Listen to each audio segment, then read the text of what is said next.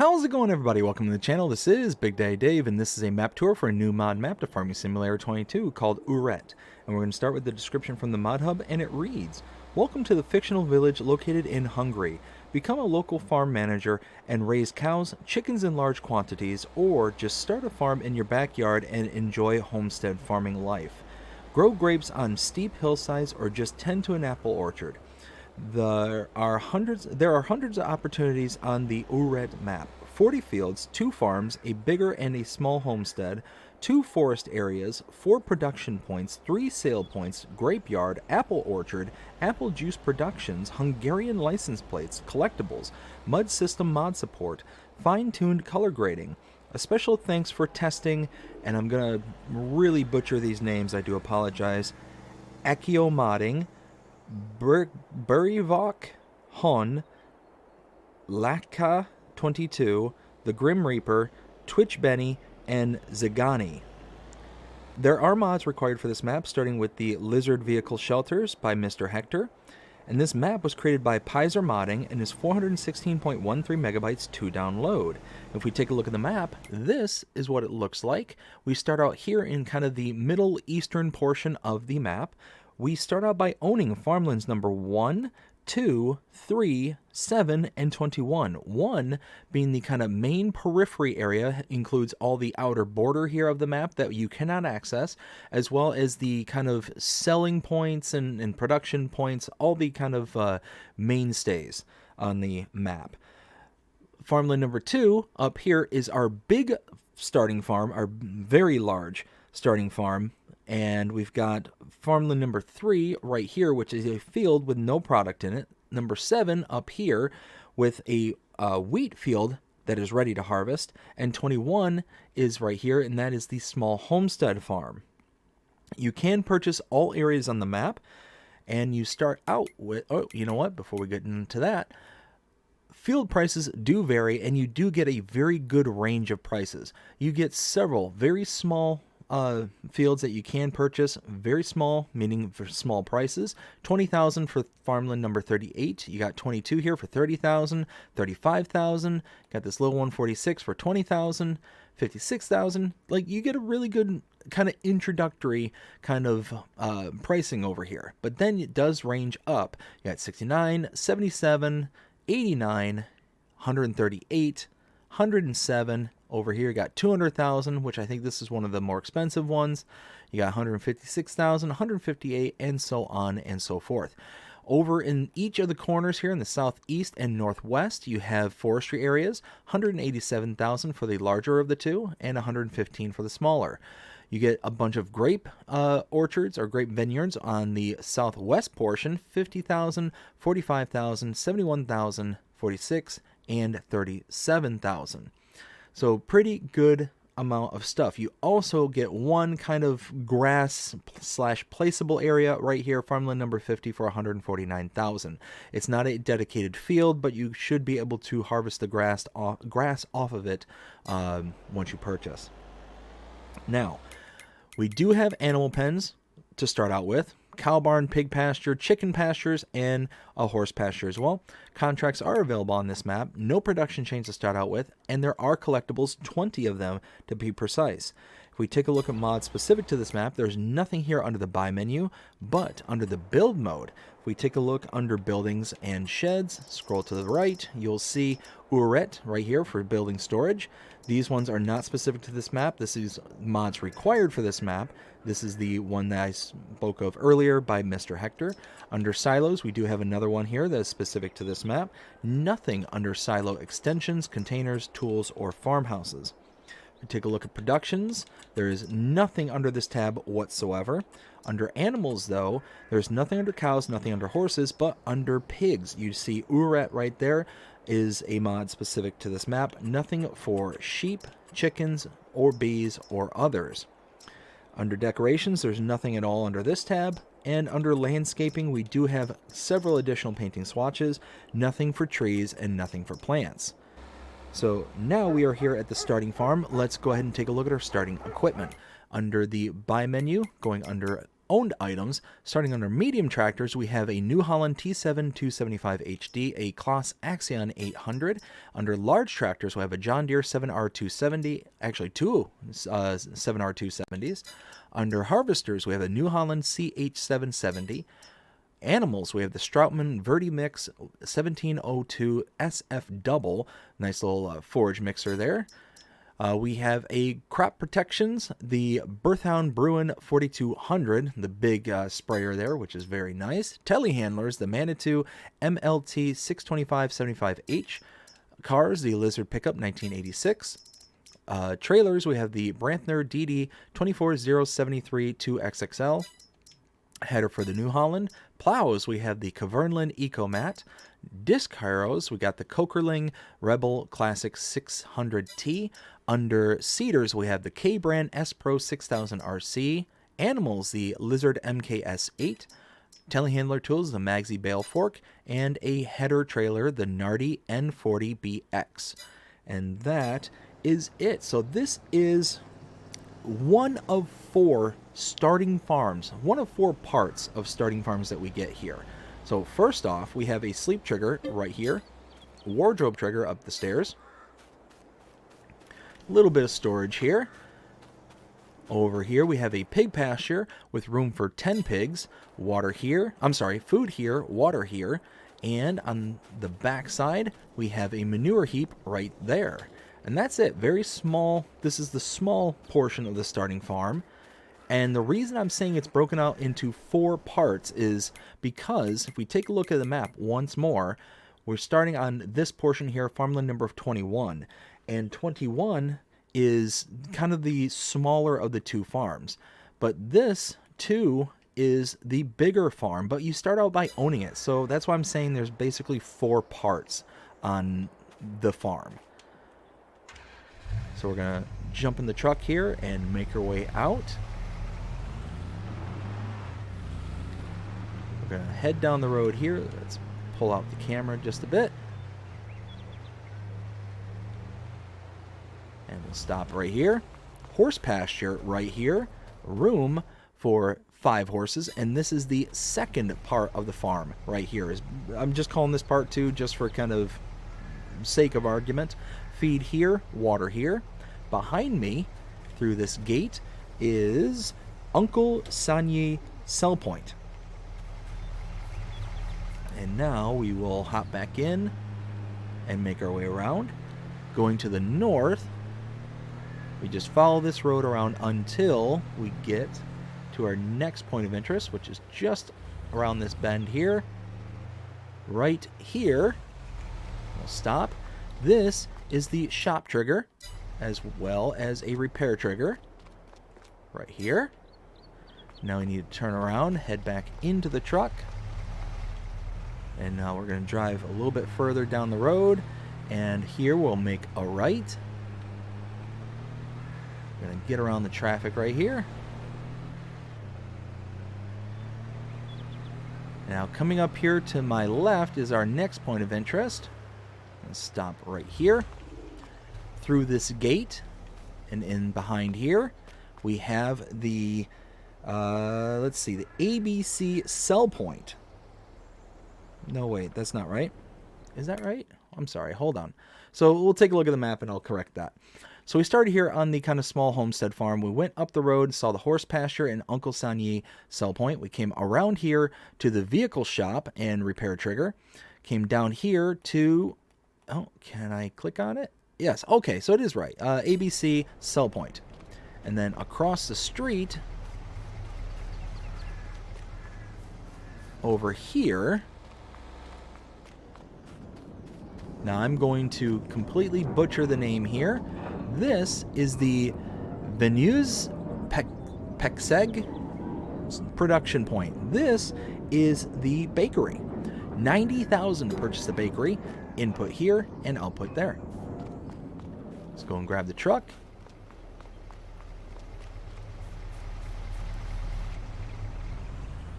And head down the road a little ways.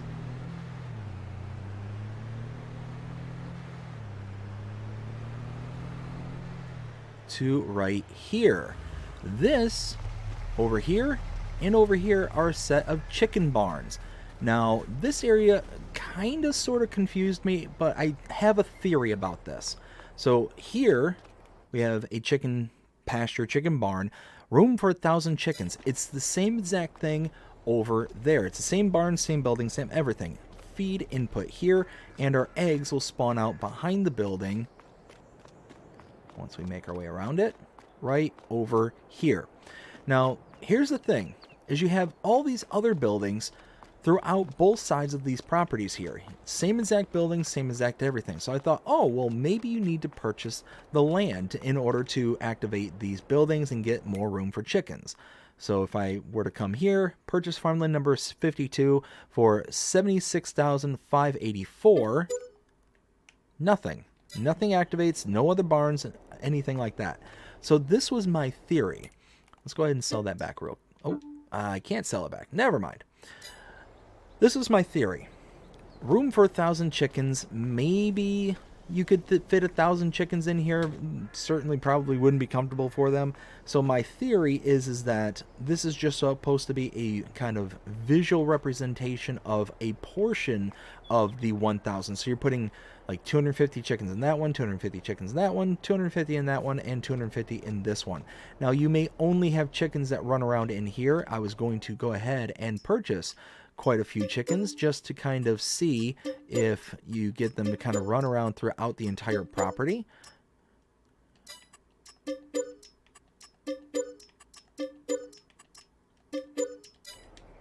Okay, so we got some chickens running around in there. Now, do we see chickens that are running around in all the buildings? Oh, yes, we do. So looks like my theory was confirmed. So that I am actually really glad to see that we're going to see animals in all these buildings. So never mind, that was a good little find right there. So yes, you've got only 2 access points for your chickens here and here, but what's supposed to happen is you're basically filling up everything in just this one unload point. So very, very cool. I like that. Let's go ahead and hop back into the truck and make our way down the road a little ways.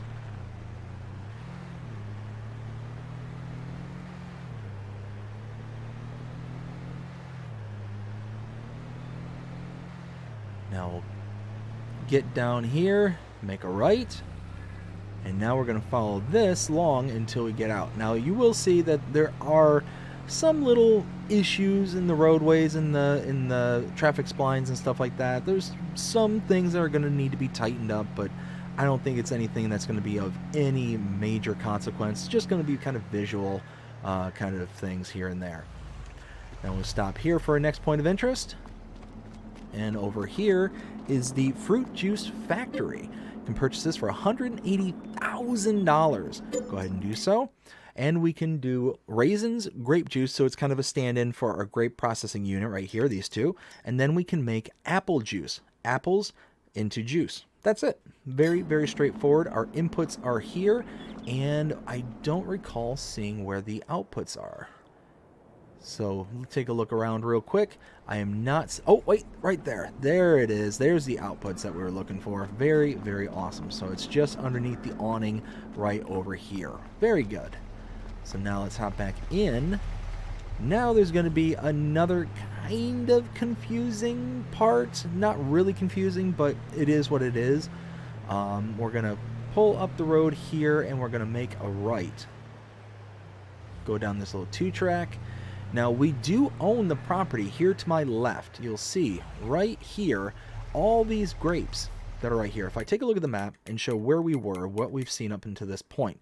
So we were at the ABC. We went across the street to the Venue's Pexeg production point. This is the bakery again.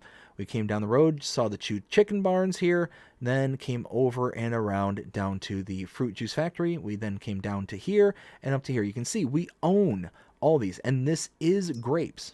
They're growing. They are functional grapes. The problem is, you can't get to them. You can't open the gates. You can't do anything. If I take a look at the kind of sky view here, There are grapes that you can see. There's no access point, and even if you could get in here, there's not enough room to do anything with these. So these are just going to be visual grapes right here. This is just going to kind of be there. You own them, but there's nothing you can do, and you can't destroy the fencing or anything. I tried to demolish this to see if we... Oh, I can certainly demolish that. Oops, didn't mean to do that. But anyways, like, there's nothing that you can do to actually remove any fencing or get into this specific area. Now, all these grapes, these are fair game. Everything over here is fair game, and you're able to utilize that. But you don't own that land. So it's part of the, it's technically part of the periphery. It's not intended to be anything. It's just kind of something different. So we make a left here. And I'm just going to jump across onto the main road right through here. We're going to head down the road to here.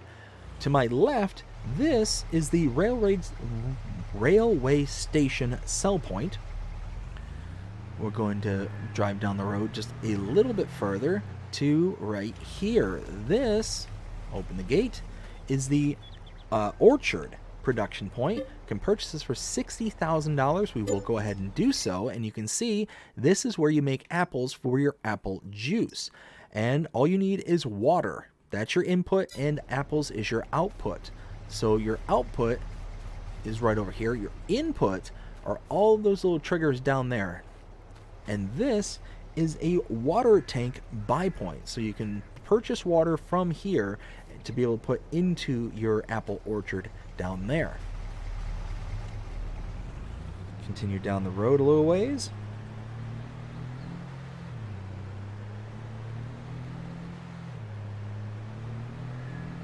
And coming up here to my right is the next point of interest right in here. This is the mill. You can purchase the mill for $120,000, so a little bit expensive here. Input here and output right over there. Let's get turned around.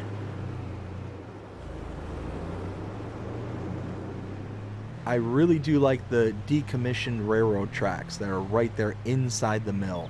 Just a nice little detail that I thought was really kind of cool.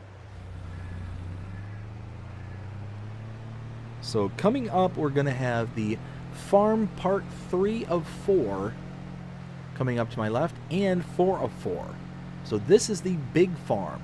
But because we own it already, there's really no sense in saying that it's separate from the rest. Yeah, you get a small homestead, you can just focus on that, or you can focus on one of these. That's fine and dandy, but you have access to everything. So this is 3 of 4, and we have a bunch of bunker silos here, big bunkers, which is really nice. A bit of storage, and this building right over here, and this is actually technically part of the cow barns that are down here. Now again, we have the kind of separation of the 3 barns, but you just put into just the one, which is over back here. This is the milk trigger right here. This is where you can get your milk out of. There's your little storage hold right there. Slurry is out here. Manure heap right here. And come around the side over here, you will see we have a cow barn and our input for it right here. Room for 300 cows. And again, we're going to go through and just purchase some so we can see if we are getting visual representation in all 3 of the buildings. So we come over here, open this up. Feed can go in here. And I believe if we open this door, straw can go in here. Now, do we see any cows in any of the other? Yes, we do. So that is really nice. Now, you can see that we are getting kind of a lone cow out in the middle of... Oh, no, wait. That's supposed to be right. So you're supposed to close the door. I thought there was a barrier. So anyways, no, that's excellent. That is fantastic. You can actually get cows into all the buildings. This is all one cow barn system here. It's just the same building kind of repeated. Here we have a water tank, a little buy point for water.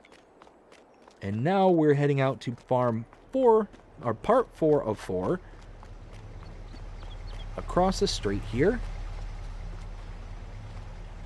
Again, loads more storage. We have a repair trigger right over here. A lot of your tractors and equipment are stored over here. Some more of your equipment here. And then following this around, we have a massive silo system right back here. Input right here, output right there.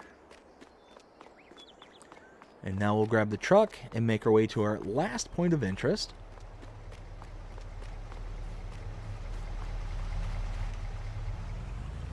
So we'll just follow this around. Part of our starting field right here. No product in this, as you can see.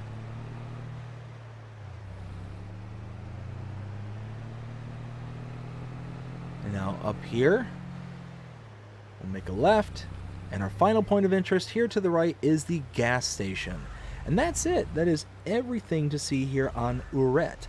And let's go ahead and take a look at the map and show where we've been, what we saw up until this point. So we were here at this kind of vineyard area here. We drove through the grass up to the railway station. I don't know why I can't say that right now.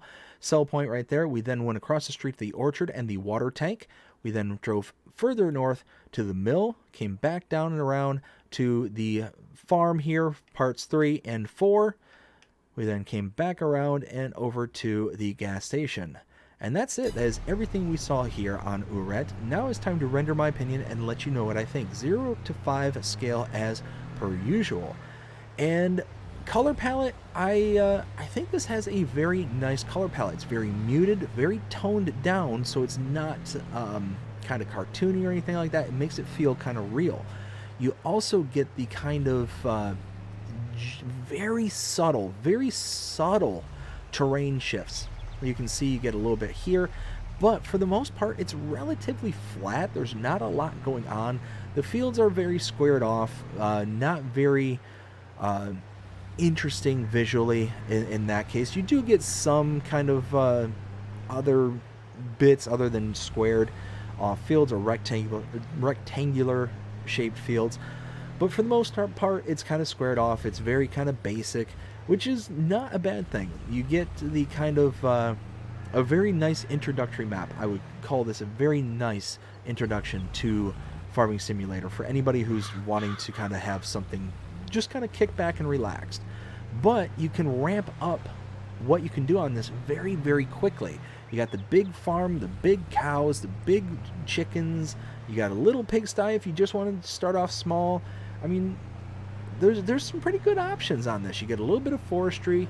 You don't get any grass contracts or anything like that because there's no grass fields, like no dedicated grass fields. There is a grass kind of pasture right here, but it's just a buyable plot of land. You can't actually contract it out or anything like that. So you're not going to have an easy time coming up with the bales or the grass or the silage hay necessary for your cow operation. That's going to be rather difficult. You get all these grape vineyards right over here. So again, another option for anybody who's interested. The only thing I will say is the kind of periphery is a little bit lackluster in my opinion, because you get this huge kind of drop off right here, and that just seems very, very out of place. So, oh, hello. Huh. Well, that's that might be an issue, is seeing that train right there. Anyways, it's just one of those, at the end of the day, there's some small minor things, but nothing that's, you know, too absurd or too much that you can't just kind of overlook and be okay with. So, all that being said, what do I think of this map? 0 to 5 scale, I would give this map probably around a 3.5. I think that that'd be a very good spot for this map. Like I said, there's some visual miscues and stuff like that, but other than that, not a big deal.